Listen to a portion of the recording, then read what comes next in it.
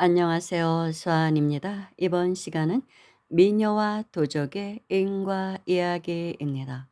이 내용은 중국의 대선지식인 묘범 노스님의 법문집인 오대산 노스님의 인과 이야기에서 가져왔습니다.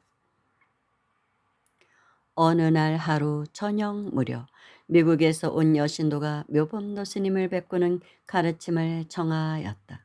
스님, 저는 변호사로 일하고 있는데 저의 사무실에서 근래 이상한 이혼 사건을 접수하게 되었습니다. 단정하고 아름다우나 표정이 좋지 않은 중년 부인이 남편과 이혼하려고 했습니다. 이유 인증 남편이 자주 그녀를 폭행한다는 것입니다. 우리들은 이 안건을 접수한 다음 날 남편에게 사무실로 와달라고 했습니다. 그 남편은 문약한 모습이었습니다. 신체가 건강하지도 않고 힘이 강하지도 않아 도무지 아내를 폭행할 사람 같지는 않았습니다. 우리들이 사정을 설명하니 그는 의외로 우리들이 자기 아내의 일에 협조해 주기를 간청하면서 결코 그녀는 자신과 이혼하면 안 된다고 사정하였습니다. 왜냐하면 그의 처는 정신적으로 아주 큰 충격을 받았기 때문에 만약 이혼을 하게 되면 그녀는 갈 곳이 없게 되며 심지어 살아가지 못할 것이라고 하였습니다. 나중에 그가 자기 부인의 기구한 운명을 털어놓았습니다. 우리 사무실 직원들은 모두 놀랐지요. 불행한 그의 가정을 동정하게 되었고 그들을 돕기로 결정하였습니다. 그러나 이 가련한 여인은 오히려 이혼하지 않으면 안 된다고 우기니 우리들도 어떻게 해볼 방법이 없습니다.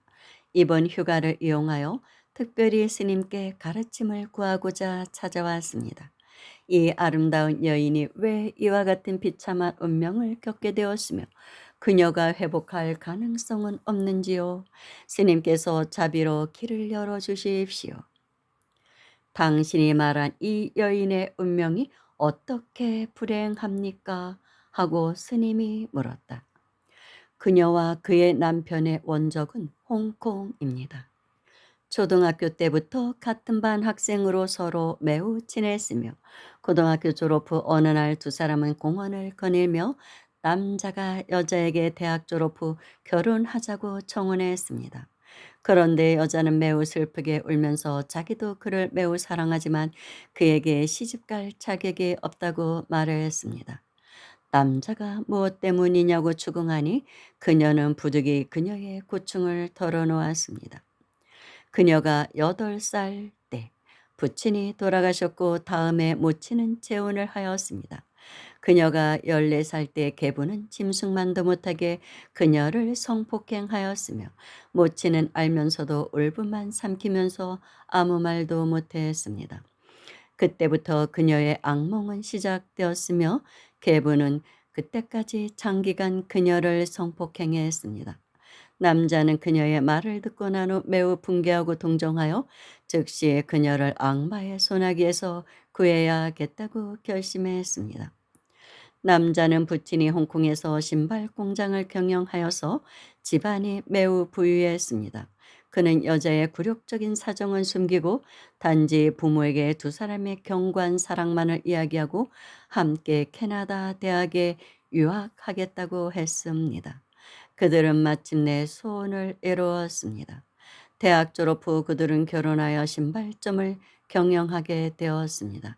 얼마 지나지 않아 귀여운 아들을 낳고 가족은 아무런 걱정 없이 행복한 생활을 지냈습니다.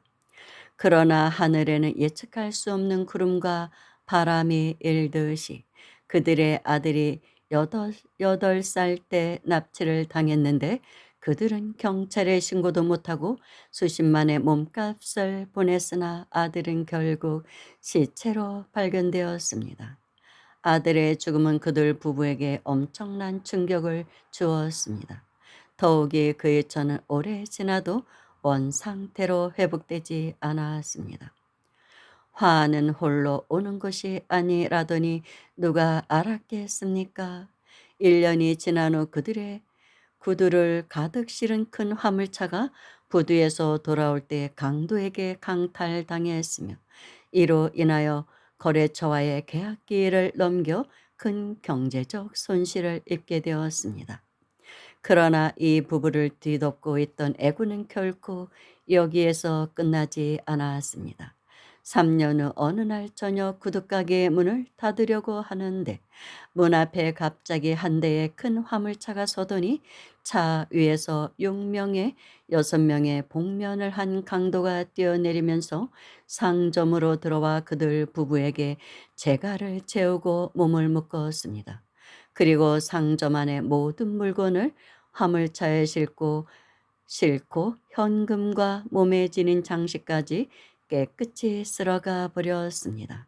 가장 비참한 것은 그들은 남편이 보는 앞에서 그녀를 돌아가며 강간한 것입니다.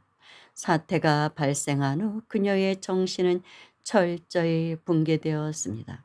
계속 남편이 자기를 성폭행한다는 환각이 생겨 이혼을 요구하게 되었습니다. 그녀는 도대체 전생에 무슨 악행을 저질렀기에 금생에 이러한 고난을 당하게 된 것입니까?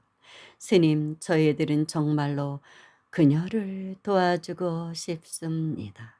참 기구해도 보통 기구한 운명이 아니네요. 그 자리에 있던 사람들은 이런 비참한 이야기를 듣고 놀라워했다.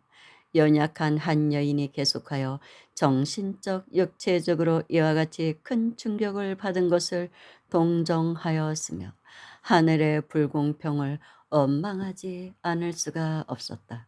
이때 스님께서 가볍게 말씀을 도하셨다. 이 여인의 전생은 남자로서 가난한 집에 태어나 부모를 일찍 잃고 사방으로 유랑하게 되었지요. 걸식하며 남의 집에 들어가 양을 방목하였으나 나중에는 사람답지 못한 학대를 견디지 못해 도망 나와 도둑질로 생계를 이어가다가 결국에는 산속으로 들어가 토적이 되었지요. 그때부터 그는 민가를 습격하여 약탈하며 남자를 괴롭히고 여자를 강간하며 사람을 죽이고 물건을 빼앗는 등 온갖 나쁜 짓은 다 저질렀습니다. 한 번은 마을에 들어가 강도짓을 하는데 어느 집 여인의 생김새가 예쁜 것을 보고 남편을 묶어두고 그 여인을 성폭행하였으며 그 수년간 그 여자를 괴롭혔지요. 그 부부는 그 사람의 흉폭함이 두려워서 단지 욕됨을 참고 살아갈 수밖에 없었습니다. 이 생에서 그 토적은 생을 받고 운명이 가련한 여인으로 태어났으며 잔악한 계부는 바로 전생에 장기간 토적에게 몸을 빼앗겼던 그 부인이 몸을 받고 금생에 보복하러 온 것입니다. 그리고 그녀의 아들이 살해되고 재물을 강탈당하고 강도를 만나 강간당한 모든 것은 그녀가 전생에 못된 짓을 한 것에 대한 마땅히 받아야 할 과보입니다. 소위 인연이 모일 때 과보를 받게 된다는 것이지요. 누구도 전생의 은원을 금생의 국법에 의한 벌에 전가할 수는 없습니다. 악을 저지르면 반드시 국법의 제재를 받게 되는 동시에 금우 무궁한 재앙을 묻어두게 되는 것입니다. 따라서 전생의 인을 알려면 금생에서 받는 것이 그것이며 후세의 과를 알려면 금생에 짓는 것이 그것이다라고 한 것입니다. 여전히 악을 저지르는 사람들에게 권하노니 하루빨리 뉘우치고 악행을 멈추고 죄업을 참회해야 할 것입니다. 혹은 사법기관에 자수하여 널리 처분을 구하여야 합니다. 악보가 도래할 때는 후회해도 늦어요.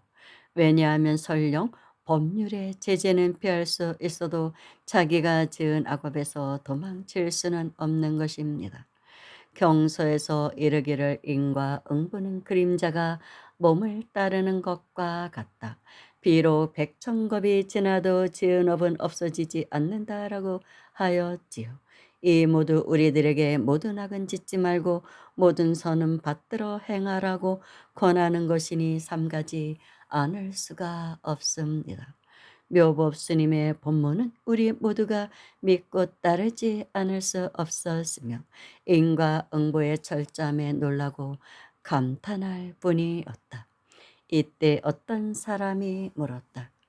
이 여인이 천생의 도적이 되었을 때 많은 악을 저질렀다고 할 수 있는데 금생에 어떻게 그렇게 정이 깊고 의를 중시하는 남편을 만날 수 있었습니까? 이 말에 우리 모두 주의력을 스님에게 집중하였다. 어느 날 저녁 그 도적은 강도짓을 하고 산으로 돌아가는 도중 의복이 남루하고 온몸이 상처투성이인 어린 남자애를 만나게 되었는데 상심하여 눈물을 흘렸어요. 그는 갑자기 자기의 비참했던 어린 시절이 생각나 측은지심이 싹트게 된 것이지요. 그는 어린애가 주인집 소를 잃고 모질게 맞았으며 아울러 주인이 소를 못 찾아오면 관가에 고소하겠다고 위협하였다는 말을 듣고 매우 분개하였어요.